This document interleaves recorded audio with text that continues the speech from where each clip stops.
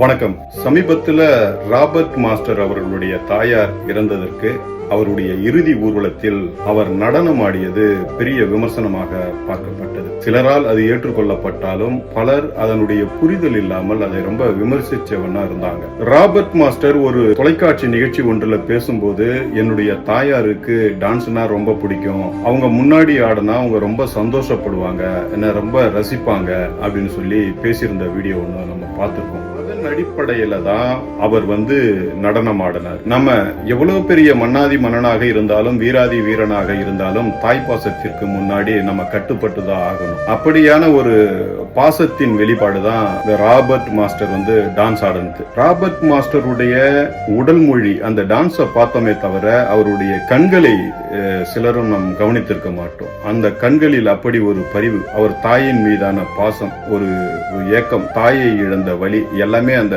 கண்ணில் அவர் காமிச்சிருந்தார். தான் கால் சரியா நடக்க முடியாமலேயே தான் தாயாருக்கு இறுதி அஞ்சலி, அவருடைய ஆன்மா சாந்தி அடைவதற்காக அவர் இந்த நடனத்தை ஆடியிருந்தார். தாய்க்கும் மகனுக்கும் அவர் சார்ந்திருக்கும் தொழிலுக்கும் உண்டாக்கக்கூடிய ஒரு விஷயமாகத்தான் இந்த அவருடைய இறுதி ஊர்வலத்தில் அவர் ஆடிய நடனம் இருந்தது தவிர அதை விமர்சிப்பதற்கு ஒன்றுமில்லை. ஆனால் சிலர் புரியாமலேயே அதை விமர்சித்தார்கள். கடவுளுக்கு நிகராக நாம் பார்க்கப்படுகிறவர்களுக்கும் நம் இதயத்திற்கு நெருக்கமானவர்களுக்கும் அவர்கள் இறப்பின் போது நாம் செலுத்துகிற காணிக்கை என்பது தான் சார்ந்த தொழில் வழியிலேயே ஒரு அஞ்சலியை செலுத்துவது. அப்படித்தான் ராபர்ட் மாஸ்டர் தன்னுடைய தாயாருக்கு இந்த அஞ்சலியை அவர் செலுத்தியிருக்காரு.